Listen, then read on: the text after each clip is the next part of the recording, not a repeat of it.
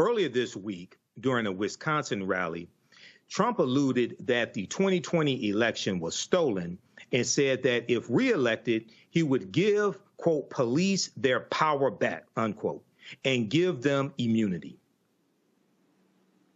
We're going to rebuild our cities and become a beacon of hope, safety, beauty, better than ever before. We're going to rebuild our cities. We're going to work with Democrat mayors who are running, in every instance, running them, Democrat mayors and many Democrat governors, and we're going to rebuild our cities. We're going to bring them back like they used to be, and we're going to make them safe places again. We're going to give our police their power back, and we're going to give them immunity from prosecution, so they're not prosecuted for doing their job.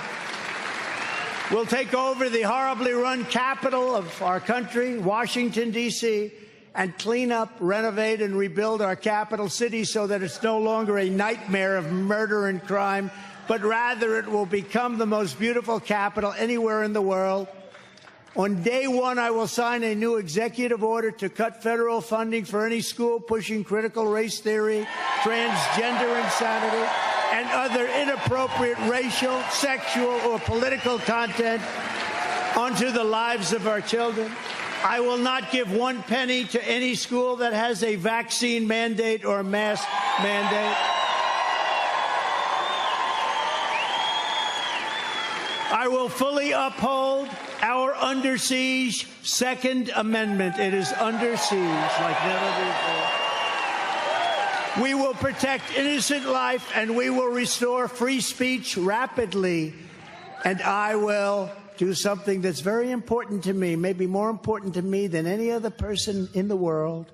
I will secure our elections, because you know what happened in 2012. Our goal will be one-day voting with paper ballots, proof of citizenship, and voter ID. All right, so I'm going to go to my panel on this to deal with this fantasy land that Donald Trump lives in. I'm going to go to you first, Cameron. What are some of your thoughts on these comments of Trump and his plan for 2025? I'm actually quite scared. I mean, quite frankly, I'm scared. To have a major party candidate literally with a complete disdain for the Constitution, literally telling us and putting it in plain sight his focus on an authoritarian rule. When you start talking about giving police immunity, that's one thing. But when these also a Time magazine article came out this week where he really outlined some of the horrifying things he plans to do once he's in office, kind of using the National Guard and the military as his own personal police force, the ability to say cut federal funding from schools. He's using all the dog whistles and all the things that he hoped get Gins' base up with transgender and critical race theory, and then all the things that he plans to do in terms of cutting aid and funding and help overseas. Like, not only would America really be in trouble, like the world will be in trouble. We have been a pillar of democracy, and through right or wrong through this country's history, we've at least had presidents who at least on the front lines and things they would say have a respect for the laws of the land. But to literally be able to utilize and say, like, hey, I'm going to use police, National Guard, military to mass deport folks, to quench any uprising. And right. You mentioned earlier in the show, he might not even want to get out of office again. He's not going to want to leave office. He didn't want to leave the first time. Okay, he didn't want to leave the first time. So, Donald Trump talks about crime rising in America, but that's actually contrary to the actual data. NBCnews.com, as well as other major news outlets, have an article from March 19th, 2024. The U.S. crime rate is still dropping, FBI data shows. And we see that the national crime rate has been declining each year that President Biden and Vice President Kamala Harris have been in office. And very quickly, and I'm coming to you next, Teresa, it says the new fourth quarter numbers showed a 13% decline in murder in 2023 from 2022, a 6% decline in reported violent crime, and a 4% decline in reported property crime. That's based on data from around 13,000 law enforcement agencies, policing about 82% of the U.S. population, that provided the FBI with data through November. Go ahead, Teresa, because for those who think that things cannot get worse, okay, yes, they will under Donald Trump, a second Trump administration. Yeah, this is very troubling. I agree with Cameron when you say we are in a very scared state, especially with these fantasies. There's one thing when it talks to the base, right? And what is that base? The base, as I always find, a bit scarier than Donald Trump himself, is the same that we are working for in some way, shape, or form. So we don't know who really the base is, right? These are these hidden backdoor conversations with these individuals who feel this way. And so as we, as a public, try to push for equality across LGBTQIA, transgender rights, black and brown people rights, all the equality in the real estate, all of these things that make our country actually great. We have someone that is saying we're going to go back to a time where, we were in charge, and as we already know who that is.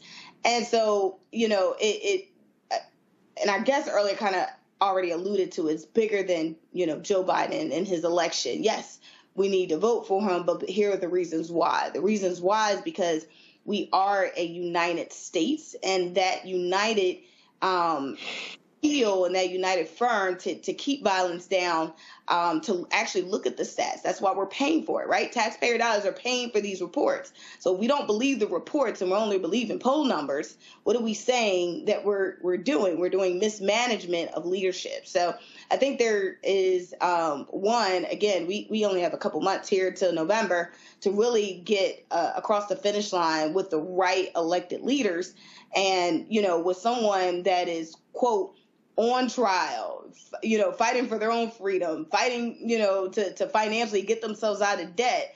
It's right. Not them, it's their team around them. That's something that we all need to really be a participant in terms of coming to an election and making the right decision. Absolutely. Well, we look at the executive order that President Joe Biden did May 25th, 2022 on policing, the second anniversary of the killing of George Floyd, which dealt with policing at the federal level, because based upon the 10th Amendment of the U.S. Constitution, states' rights, the majority of the control over policing is not at the federal level, but it's at the state level. But something that the Department of Justice can do is investigate the patterns and practices of police departments, which is something taking place now under the Biden-Harris administration, which basically stopped under the Trump administration. There was only one investigation into police departments under the Trump administration. And we know when Jefferson Beauregard Sessions III, Donald Trump's first attorney general, became attorney general, one of the first things he did was to stop the investigations in police departments. And he said they were going to take basically a hands-off approach to policing because it was demoralizing police to have these investigations. He said we need to take a hands-off approach. And when you hear Donald Trump talking about immunity for police officers, this falls right in line with that.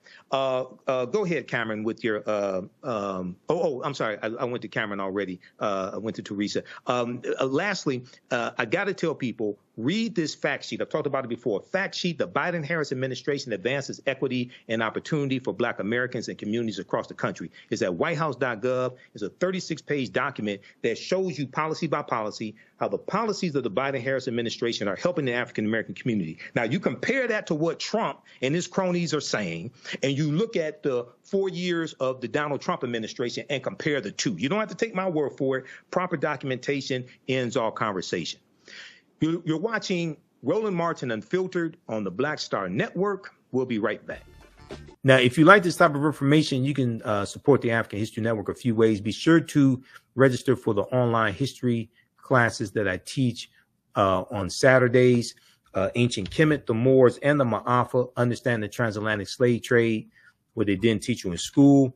Visit our website, AfricanHistoryNetwork.com, AfricanHistoryNetwork.com. We deal with thousands of years of history and what leads up to the transatlantic slave trade taking place. This is a 10-week class. We're doing more than 2 weeks this time around. Next classes are Saturday, May 4th, Saturday, May 11th, Saturday, May 18th, and Saturday, May 25th, 2024, 2 p.m. Eastern Standard Time. Click right here to register here for the class. The class is on sale $60, regularly $130. We do the sessions live. All the sessions are archived and recorded. You can go back and watch it any time. So a year from now, 2 years from now, you can still watch the entire course. We have the lesson plan here for the entire course also already laid out, so you can look at the content that we cover. We deal with 80 to 100 articles. And I put together this class. I've been teaching this class on and off since 2017. Okay. I've been studying history 34 years now, do lectures across the country, been hosting the African History Network show 14 years. But we look at, there's over 200 slides that I put together, 80 to 100 articles that we'll go through and look at. The 15 books that we reference. You don't have to buy any of these books to follow along in class. I'll show you excerpts of the books on the screen usually. And we'll look at video clips of interviews I've done with historians like Professor James Small, Professor Kabahai Wapakamane, Anthony Browder, who wrote Nile Valley Contributions to Civilization, which is one of the books we use in the class, Runoko Rashidi, who wrote Black Star, The African Presence in Early Europe, which is another book that we use in the class, okay? So you can register for this. This content is PG-13. You can use this information with your children as well. Visit our website, AfricanHistoryNetwork.com. AfricanHistoryNetwork.com. Okay. And we'll post the link here. The link's in the thread of this broadcast.